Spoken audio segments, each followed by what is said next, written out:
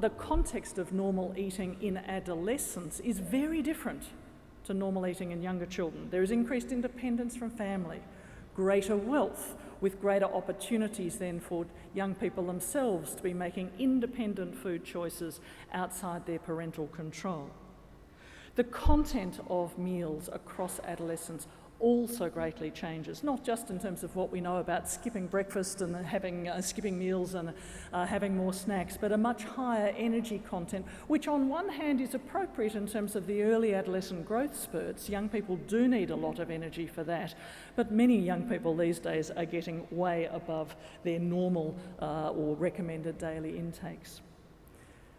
So what are eating disorders? They don't arise out of the blue and they don't come from Mars. They are on a spectrum from normal eating through to dieting, through to subclinical disorders and then diagnosable clinical conditions. And it's interesting to think when we look at on the left here that notion of what's normal eating, when we appreciate how few young people commonly experience hunger, and how hard it is for young people to recognise body, if you like, experiences of hunger versus satiety or feeling full. But it's actually really important that young people have such experiences. Dieting arguably is becoming simply normal, but the ways that adolescents diet are typically very unhealthy and certainly aren't effective in terms of losing weight for the majority of those, and 60% of girls and about 40% of boys suggest they are on a diet at any one stage. So this notion that young people have typically of wanting to eat in a healthier way, which is the typical entry point into clinical eating disorders, for many of them is very appropriate. But young people, just like they take dieting messages to extreme, similarly take these notions of what healthy eating is absolutely to extreme forms and find it very hard to understand what is appropriate and what is not. The importance of subclinical eating disorders is that we know there's very rapid movement in and out of mild, if you like, eating disorders. So when we look at epidemiological studies and study young people at 6-monthly intervals, as we've done at the Centre for Adolescent Health, the group of young people who have subclinical eating disorders at any 6-monthly interval is completely different to the group that have them the next time. A lot of movement into clinical eating disorders.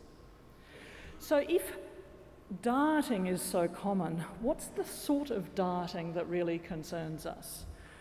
The dieting that is most worrying is dieting when it's associated with decreasing weight goals. So rather than deciding that I want to lose 3 kilograms and I'm going to be really happy and go out and celebrate that and let everyone I know that I've been successful in losing weight, as is healthy weight loss, dangerous dieting is when it's associated with ever decreasing weight goals, when it's associated with feeling worse about the body, when it's associated with greater self-criticism, and particularly in adolescents and women when it's associated with loss of menstruation. What are other, if you like, red flags for eating disorders? I've put up a list here, but particularly it's cooking for others but not eating oneself. Development of rituals or obsessions about particular food types, limiting the range of foods. Obviously concerns about large amounts of fluid or frequent visits to the bathroom, potentially signalling vomiting, but becoming increasingly focused on body size and shape.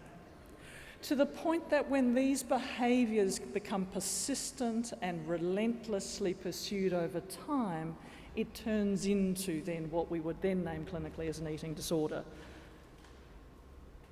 When it becomes a means of control, when it's associated with other comorbid issues like severe depression, when it becomes completely driven, relentless, overwhelms anything else in a young person's life.